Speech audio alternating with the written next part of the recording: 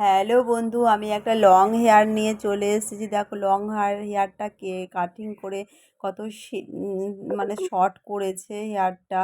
এটা step by step কাটা হয়েছে। আর পুজোতে সব স্টেপ লেয়ার চলছে।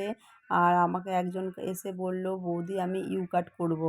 ওর ইউ কাটটা আমার পছন্দ আছে, তাই জন্য ইউ কাটটা করেও নিচ্ছি। কেমন হয়েছে অবশ্যই তোমরা কমেন্ট করবে।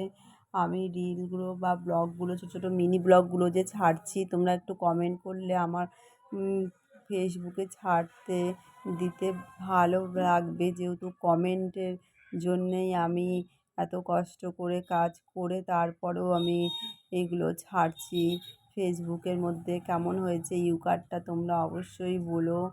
ইউ কাটটায় দেখো নিশ্চয়ই ভালো হয়েছে, তোমরা ভালোই কমেন্ট করবে। আমি আর কি বলবো তোমাদেরকে, তাও বলেই দিলাম ভালো হয়েছে।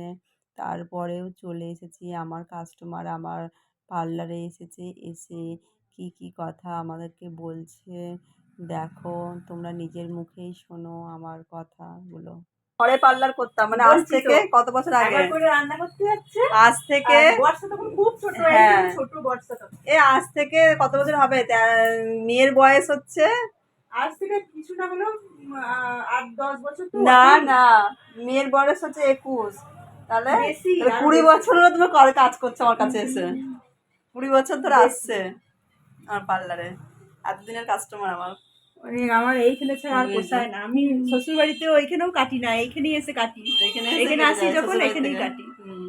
হয় না একটা সেট হয়ে যাওয়া হাতের একটা আমার কার কাছে পোষায় না। এখানে ভালো লাগে না, করে যাওয়াগুলো মনটা একটু খুঁতখুঁতে লাগে, মনে হচ্ছে ওইখানে গেলে। হ্যাঁ, আমারও সেম। পুরো প্লাস থেকে শুরু করে তোর তোমার চুল কাটা, স্পাট ওইখানে করেছিলাম, চুলে পার্মানেন্ট কালার করেছিলাম একবার।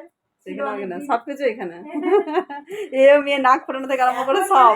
আশাটা কমে গেছে, বিয়ে বাচ্চা হওয়ার পর থেকে আশাটা